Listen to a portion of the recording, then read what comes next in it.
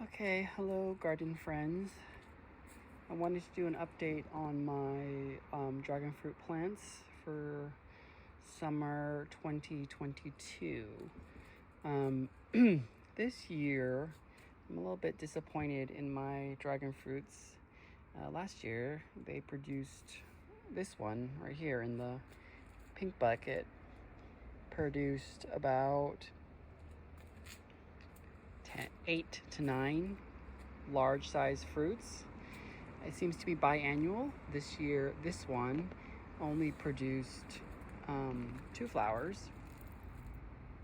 and that's the only one that survived. The other one, I missed the pollination period on that one, so it did not survive. So I'm a little disappointed. It appears that this variety, I don't know the variety name, it's a pink variety, is a biannual. Last year it produced heavily, this year it did not. So now this one, on the other hand, I'm a little bit disappointed in this one as well. In the brown bucket, as you'll notice, I have a lot of these red abortions, essentially. This one had a ton of flowers this year. I want to say it had, and I think this one's biannual as well, because last year it didn't produce many flowers, but this year it produced a lot of flowers. I want to say it produced, well, let's look. 1, 2, 3, 4, 5, 6, 7, 8, 9, 10. I can see 10 already. And there was probably more than that. I would say 15 total, or before this. So, and I pollinated every single one of them.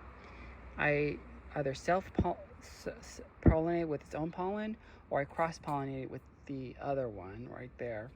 And unfortunately, I think this variety is self-sterile. It doesn't pollinate itself. But I don't understand. Sometimes it seems to work. So I have 2 right here. This one, hopefully, looks like it's going to develop. And I think that one looks like it'll turn into a fruit as well. I have 1 more flower developing. Not optimistic. I think it's probably not going to make it, even if it does pollinate, since we're in September right now. So I don't think it's gonna ripen in time before winter. Last year I had one that ripened over the winter, and it ripened in February, and that one tasted terrible. Was bland, watery, and not even worth it, and it cracked. So I don't know. I'm thinking. Oh, see, they just fall off. I'm thinking that I need to. There we go. The abortions. I'm thinking that what I need to do is get a white variety to be able to cross-pollinate. I think I've heard white is the one that is the most universal for cross-pollination. I guess my thoughts on dragon fruit are it's humongous. I mean, and I'm constantly trimming it. Look how much space it takes in my little garden. And it loves this sort of retaining wall right here.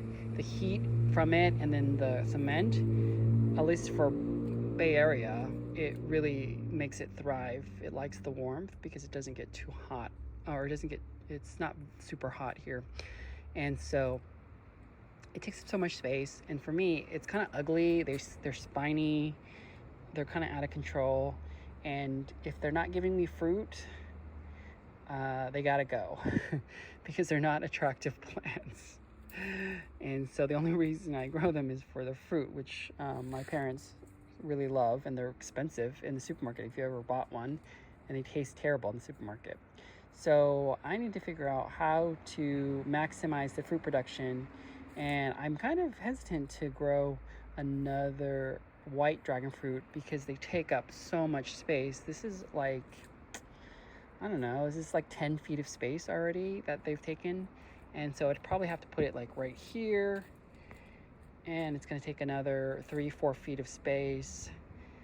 I don't know, that might be the only solution though.